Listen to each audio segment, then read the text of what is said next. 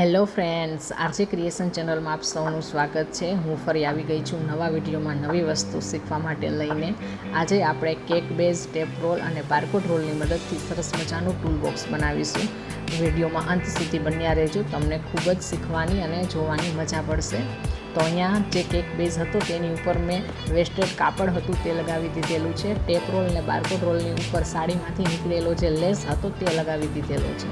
તદ્દન વેસ્ટ વસ્તુઓનો ઉપયોગ કરી આપણે ખૂબ યુઝફુલ વસ્તુ બનાવી રહ્યા છીએ।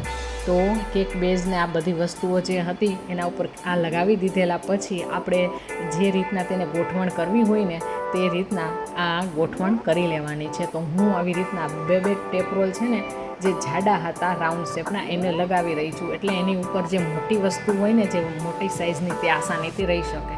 તો આ જે 4 ટેપ રોલ હતા એમાંથી ટોટલ મેં 2 ખાના બનાવી લીધેલા છે અને પછી ફરતે કોર છે આ જે લાંબા અને થોડીક નાની સાઇઝના જે રોલ હતા બારકોડ રોલ એ લગાવી દીધેલા છે। તો આને બધાને મેં છે ગમની મદદથી ચોંટાડી લીધેલા છે। તો આપણું આ ટૂલ બોક્સ છે બનીને રેડી થઈ ગયું છે। થોડુંક એના ઉપર વધારાનું ડેકોરેશન કરી લઈએ જેથી તેનો શો પણ સરસ આવે। જો ટેબલ ઉપર પડ્યું હોય ને તો પણ એને જોવું આપણે ગમે તેવું સરસ બનાવવાનું છે। તો અહીંયા મેં શંખ અને કેટલાક મિરર પડ્યા હતા તે લગાવી દીધેલા છે। હવે હું મારી જે વસ્તુઓ હું તેમાં રાખવા માગું છું તે બધી જ છે એક એક કરી અને રાખી દઈશ।